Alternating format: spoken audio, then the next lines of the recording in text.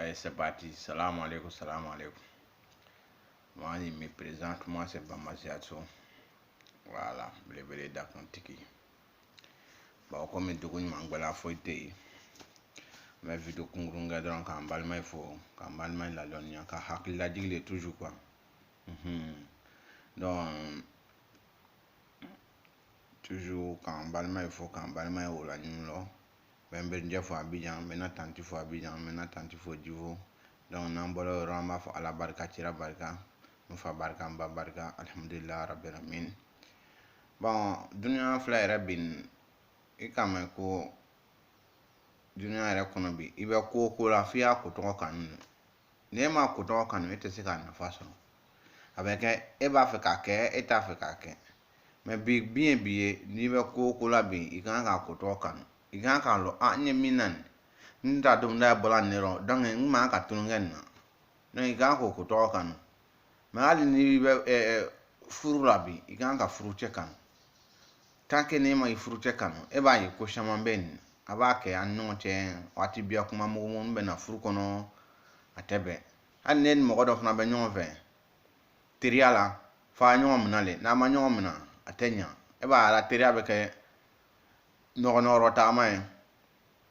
dɔ tɛ ɲuman fɔ ɲɔgɔn kɔ voilà donc n'a de bɛ kila t'o man ɲi an y'a lɔ n'an bɛ ko la bi dunuya kɔnɔ an y'a to an b'o ko tɔgɔ kanu et puis o ko tɔgɔ fana an y'a lɔ fana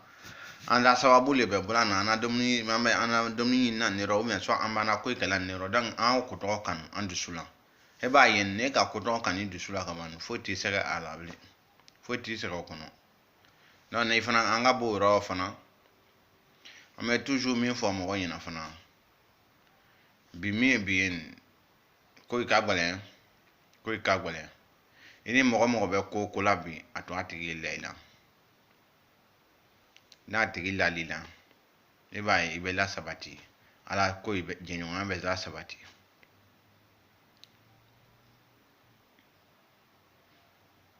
muso fana bi muso ta ni kala cɛ kan ni cɛ o cɛ bɛ ɲɔgɔn fɛ bi furu la i kan k'i majigi i cɛ toujours i kan k'i majigi i cɛ kana dusu ta toujours ka i cɛ sɛgɛrɛ o man ɲi muso kan yɛrɛ ka kɛ tɔnkɔnɔ muso le ye waati bɛɛ b'i majigi cɛ kɔrɔ mɛ ka muso kɛ falimuso ye wagati bɛɛ ni cɛ de bɛ kuma caman na ou bien wulumuso ye wagati bɛɛ ni cɛ de bɛ kuma caman na wo a man ɲi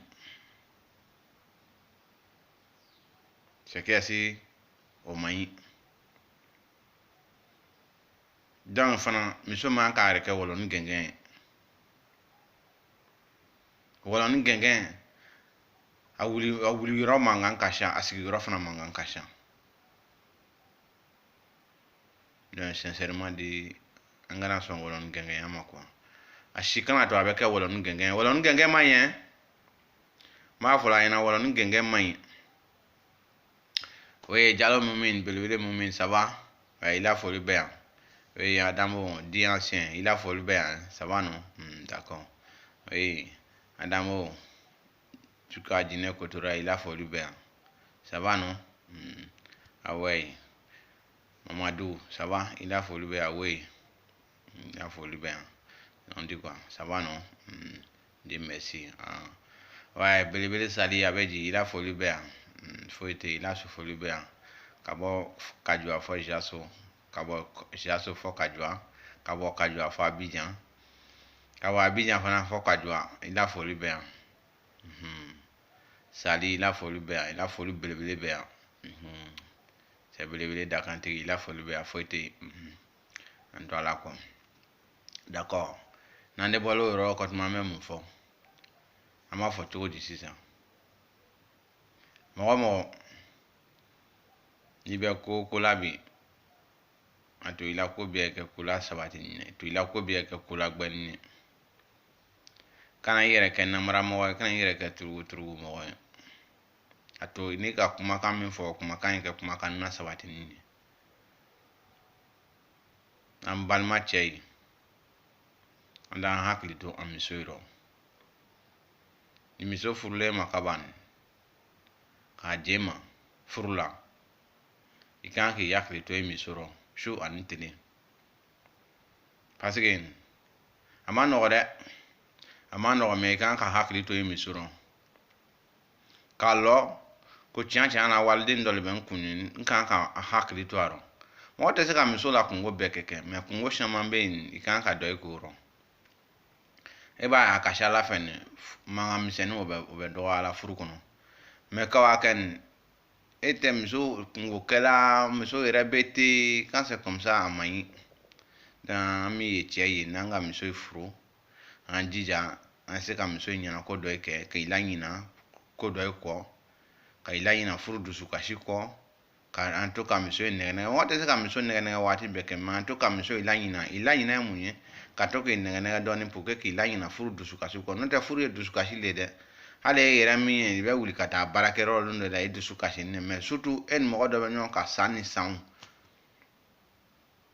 jabe kelebe furu yera ole ka me ko furu akoro le ko furu tututu jabe kelebe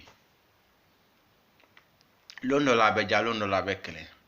mais ni kele na lum na bo ke akute keni manga na bo ke dususman kono kuma nya fo kono hakli ranyo na kono e ba obe boy me furu so la kele o man ka ken wati be ni manga ya ou bien soit wati be ni kuma chama fo kana to sigi nyon ni ke frère mo be bo akala ma o mai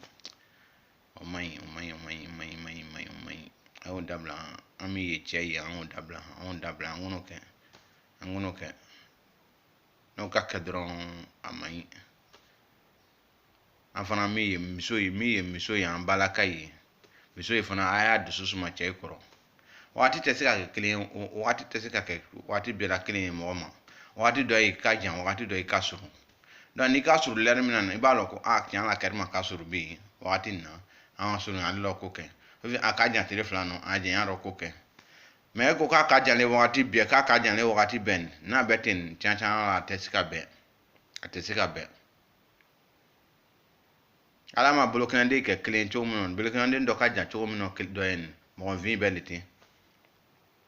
blokande lorun vle ndo ka jan do en mo vi fana beliti fo ka dunya ba betesika ke clean ni biega ke clean jon u ba remarque décharger ni biega ke clean jon u ba remarque charger décharger o mo ko to soro ka décharger voilà fo ka dunya ba betesika ke clean fo do ile ba fo ko bon mena ta baraka ke ma fe ou bien meta baraka yo no abetedi hata ko meti ta soro la e bi ta soro la mais forcer le dunya kono do ile ba ke do ambete di nyon no mo mbi nyon be nyon san feli mo shile kana jo ata soro ta belero ko sino ni ka jen ta soro ta belero e be ke balke no an shi kana jo anda soro ta belero abete ni angana jo anda soro ta belero de ibe bremi soro la ibo le la kanda ne ko la kanda ni wari soro ta la jiri amina to le bala ay bremi soro amo le la kanda ko blan re ku e ba yo le be nafa no da ne ka jo ta soro ta belero dron e ko ke balke ala dangi shi ko ke balke ma mo shi kana nya bo ko ke balke fe mo shi fana kana na ta chodo la mo la parce que natal be nan mo bla ko dole e be mo do sita kerim abraketa de e ma la war soro to lo bien ala sababu soro to mo mo lo ado ere be o to ka fe ina ere be décourager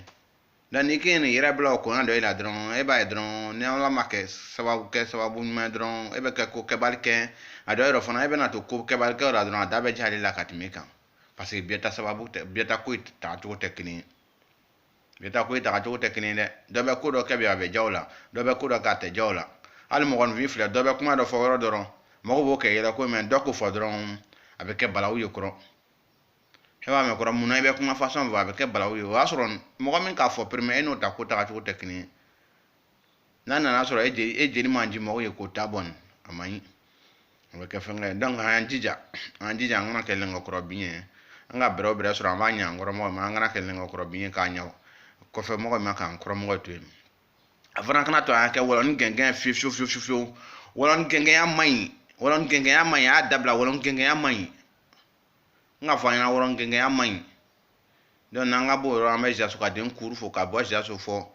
abijan ka bo abijan fo ja so mbi betula jenu fula donc an bɛ cɛkɔrɔba yɛrɛ fo la min ye berijɛ belebele banban n b'i fo la i la foli fana bɛ yan tout temps voilà inshallah foyi tɛ se ka kɛ foyi ni foyi tɛ a bɛna bɛn voilà an to ala kɔ